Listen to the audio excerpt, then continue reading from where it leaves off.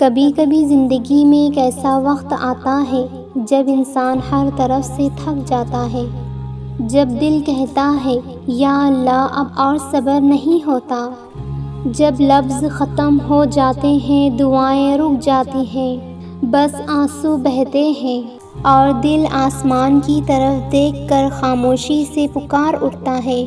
جانتے ہیں یہ وقت ہم سب کی زندگی میں آتا ہے جب رزق بند ہو جاتا ہے، رشتے ساتھ چھوڑ جاتے ہیں، صحت ساتھ چھوڑ جاتی ہے اور دنیا خالی تماشا دیکھتی رہتی ہے۔ جانتے ہیں یہ وہ لمحہ ہوتا ہے جب انسان کو بس ایک دروازہ یاد رہتا ہے، اللہ کا دروازہ۔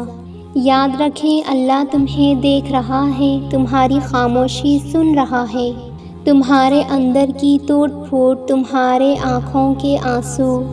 اللہ ہر اس چیز سے واقف ہے۔ اللہ تعالیٰ قرآن پاک میں فرماتے ہیں اِنَّ مَعَ الْعُسْرِ یُسْرًا، بے شک ہر تنگی کے بعد آسانی ہے۔ صبر کا حقیقی مفہوم اگر آپ کو سمجھنا ہو تو حضرت ایوب علیہ السلام کی زندگی کو دیکھو۔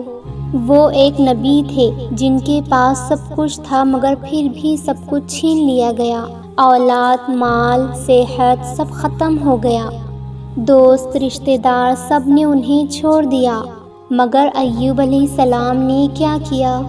بس انہوں نے ایک دعا کی، اے میرے رب مجھے تکلیف پہنچی ہے اور تو سب سے زیادہ رحم کرنے والا ہے، اور اللہ نے انہیں شفا دی، عزت دی، مال دیا اور ان کے صبر کو ضائع نہیں جانے دیا۔ اگر تم بھی صبر کے آخری کنارے پر ہو تو تم ایک بات یاد رکھو کہ اللہ تمہیں بھولا نہیں ہے، وہ تمہارے آنسو، تمہاری دعائیں، تمہارا برداشت کرنا سب اللہ کے پاس محفوظ ہے۔ حدیث میں آتا ہے جس نے صبر کیا اللہ اسے صبر سے عطا کرتا ہے، اور کسی کو صبر سے بہتر نعمت۔ اے تھکے ہوئے دل تھوڑا حوصلہ رکھ، آج آزمائش ہے، کل کی آسانی کا راستہ بن سکتی ہے۔ کہہ دو یا اللہ میں تھک گیا ہوں لیکن تو میرے ساتھ ہے، تو ہی کافی ہے۔ کیونکہ جب رب کافی ہو جاتا ہے نا تو دنیا کی ہر کمی چھوٹی ہونے لگتی ہے۔